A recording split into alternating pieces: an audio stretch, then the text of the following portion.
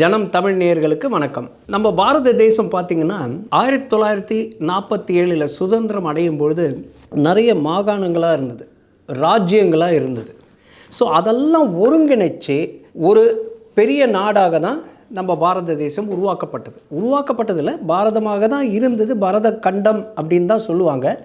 அதில் வெவ்வேறு மன்னர்கள் ஆண்டு கொண்டு இருந்தாங்க. அதெல்லாம் ஒருங்கிணைச்சு அதை ஒருங்கிணைச்சவர் சர்தார் வல்லபாய் பட்டேல். அவர் எடுத்த முயற்சி, சில இடத்துல அழுத்தம் கொடுக்க வேண்டிய இடத்துல அழுத்தம் கொடுக்கறது, பேச வேண்டிய இடத்துல பேசி, இதெல்லாம் ஒருங்கிணைச்சு ஒரு நாடாக இணைச்சி பாரத தேசமாக கொடுத்தாங்க. அதில் தான் இந்த பாகிஸ்தான் வேறு முஸ்லீம் நாடாக பிரித்து அதுக்கும் தனியாக சுதந்திரம் கொடுத்துட்டாங்க. இப்போ நம்ம பாரத தேசத்தில் பார்த்திங்கன்னா மாநிலங்கள் பிரிக்கப்பட்டது மொழி வாரியாக பிரிக்கப்பட்டது. இப்போ நம்ம இன்றைக்கி ஏன் இந்த இன்டகிரேஷனை பற்றி பேசுகிறோம் அப்படின்னா, தேசிய ஒருங்கிணைப்பு அதை பற்றி தான் இப்போ பார்க்க போகிறோம். அது ஏன் ஒருங்கிணைப்பு பற்றி பேசணும் அப்படின்னா, ஒரு காலகட்டத்தில் ஒரு 10-15 வருஷத்துக்கு முன்னாடி பார்த்திங்கன்னா ஒரு வாக்கியமே இருக்குது. நான் என் தெருவை கடக்கும் பொழுது என்னுடைய ஜாதி என்னன்னு கேட்குறாங்க. நான் என்னுடைய மாவட்டத்தை கடந்து வேறு மாவட்டத்துக்கு போகும்போது என்னுடைய மதம் என்னன்னு கேட்குறாங்க. நான் இன்னொரு மாநிலத்துக்கு போகும்போது என்னுடைய மொழி என்னன்னு கேட்குறாங்க. ஆனால் ஒரே ஒரு இடத்துல மட்டும்தான் எனக்கு சந்தோஷம். நான் வெளிநாட்டுக்கு போகும்போது, மற்ற நாட்டுக்கு போகும்போது நீ எந்த நாடுன்னு கேட்கும்போது நான் இந்தியன் அப்படின்னு பெருமையாக சொல்லக்கூடிய தருணம் அங்கே தான் இருக்குது. என் நாட்டுக்குள்ளே நீ யாருன்னும் போது நான் இந்தியன்னு சொல்கிற வாய்ப்பு இல்லை. அந்த அளவுக்கு இது எல்லாமே பிரிஞ்சு இருந்தது. 2011-12 வரைக்கும் பார்த்திங்கன்னா எங்கே பார்த்தாலும் தீவிரவாத செயல்கள், குண்டு வெடிப்புகள், மத கலவரங்கள் இப்படி தான் இருந்தது. ஸோ இந்த சர்தார் வல்லபாய் பட்டேல் அவ்வளோ சிரமப்பட்டு அந்த நாட்டை இணைச்சி ஒரு பாரத தேசமாக கொடுத்தாலும் நாளடைவில் அது இந்த மாதிரி பிரச்சனைகள்லாம் உருவாகி கொண்டே இருந்தது. ஆனால் மற்ற பிரதமர்கள் இதுக்கு முயற்சி எடுக்கலைன்னு சொல்ல முடியாது. 1961 நேஷ்னல் இன்டகிரேஷன் கவுன்சில் அப்படின்னு திரு ஜவஹர்லால் நேரு அவர்கள் ஆரம்பித்தாங்க. ஆனால் அதில் முதலமைச்சர்கள், நிதி அமைச்சர், பாதுகாப்பு அமைச்சர், இது மாதிரி நிறைய பேரை போட்டு ஒரு கவுன்சில் ஃபார்ம் பண்ணி இதுக்கு முயற்சி எடுப்பதற்காக அதை ஃபார்ம் பண்ணாங்க.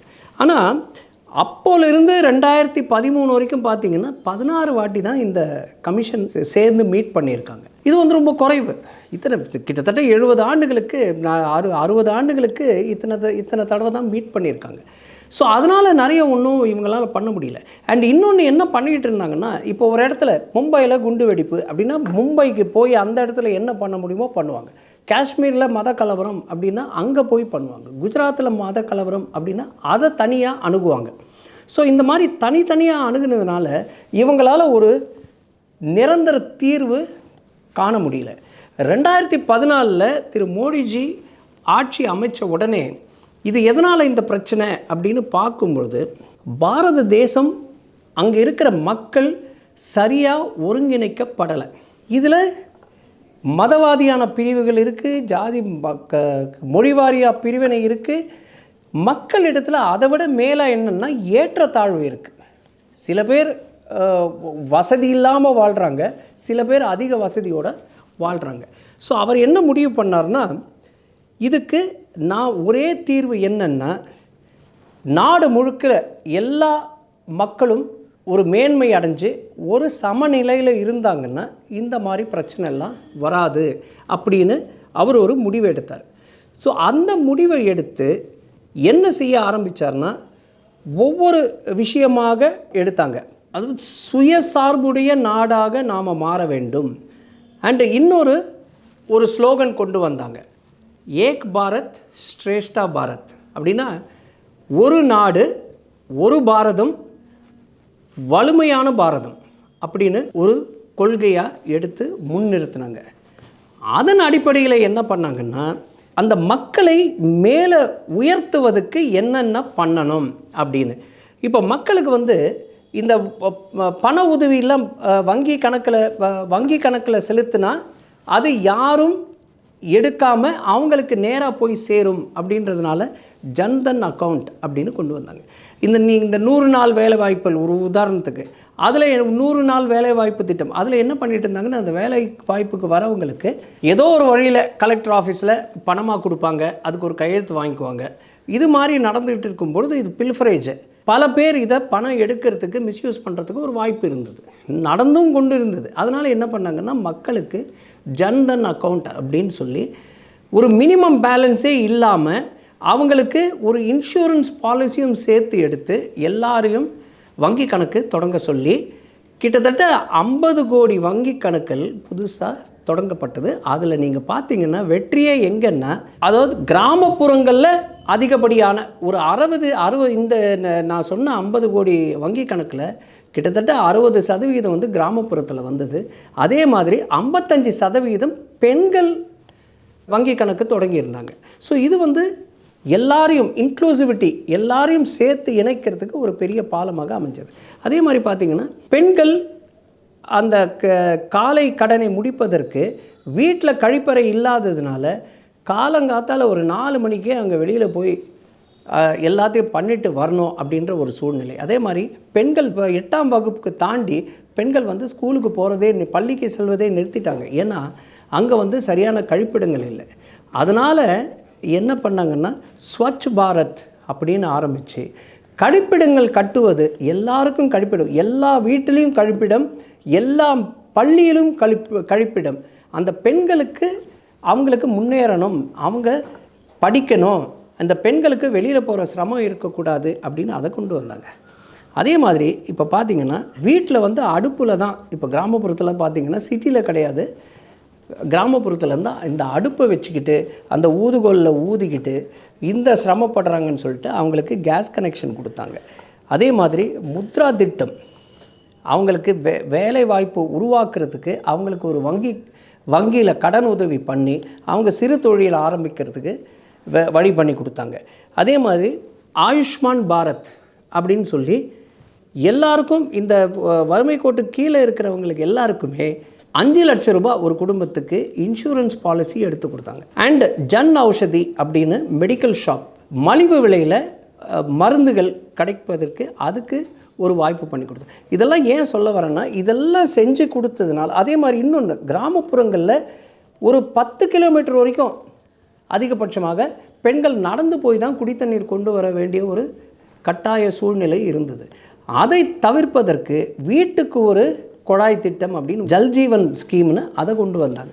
ஸோ இது மாதிரி எல்லாருக்கும் இந்த வசதிகள்லாம் செஞ்சு கொடுத்ததுனால என்ன ஆச்சுன்னா, ஜனங்க வந்து மேலே மேலே வளர்ந்து அவங்க எல்லாரும் ஒரே சமநிலை, ஆல்மோஸ்ட், அதாவது பண வசதியில் சமநிலை கிடையாது, இந்த மாதிரி எல்லாருக்கும் எல்லா வசதி இருக்கும்போது எல்லாருமே சந்தோஷமாக இருப்பாங்க.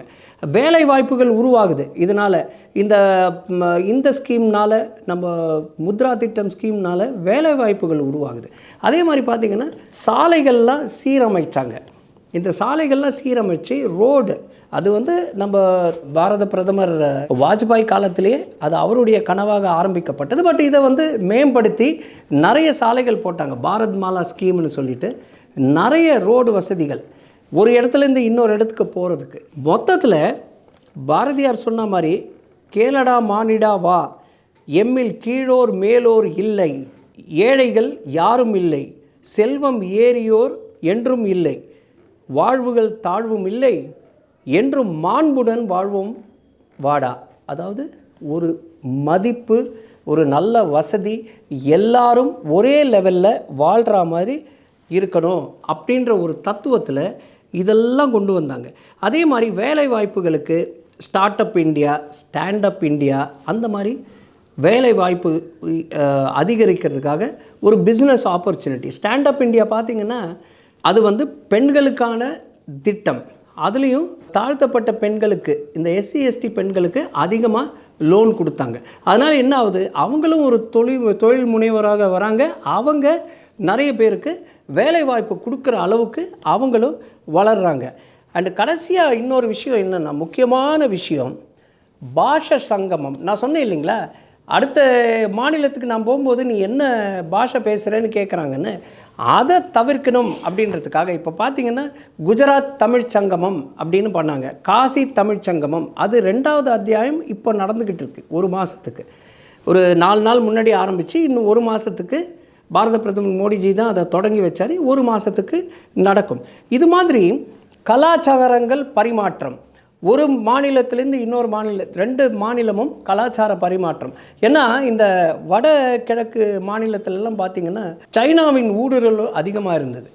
அதையெல்லாம் தடுப்பதற்கு தான் இந்த எல்லா வசதிகளும் செய்தி கொடுத்ததுனால அங்கேயும் இப்போ ஒரு தீவிரவாதமே கிடையாது, சைனாவின் ஊடுருவல் கிடையாது, மக்கள்லாம் நல்ல நிம்மதியாக வாழ்கிறாங்க. எல்லாருடைய நிலைமையும் மேலே ஓங்கி எல்லா மாநிலத்தில் இருக்க எல்லா மக்களுமே ஒரு அளவுக்கு சமநிலைமைக்கு வரும்பொழுது இந்த தேசிய ஒருங்கிணைப்பினால் ஒரு முக்கியமான விஷயம் என்னென்னா, கடந்த 10 ஆண்டுகளில் பார்த்திங்கன்னா குண்டுவெடிப்பு கிடையாது, தீவிரவாத செயல் கிடையாது, மதவாத பழிவாங்குதல், மத கலவரங்கள் இது மாதிரி எதுவுமே கிடையாது, மொழி கிளர்ச்சி கிடையாது. இது மாதிரி விஷயங்கள்லாம் தவிர்க்கப்பட்டு பாரதம் ஏக் பாரத் ஸ்ரேஷ்டா பாரத் என்ற முறையில் ஒரு பாரதம் வலிமையான பாரதம் அப்படின்ற நிலைக்கு கொண்டு வந்திருக்காரு நமது பாரத பிரதமர். ஜெய் ஹிந்த்.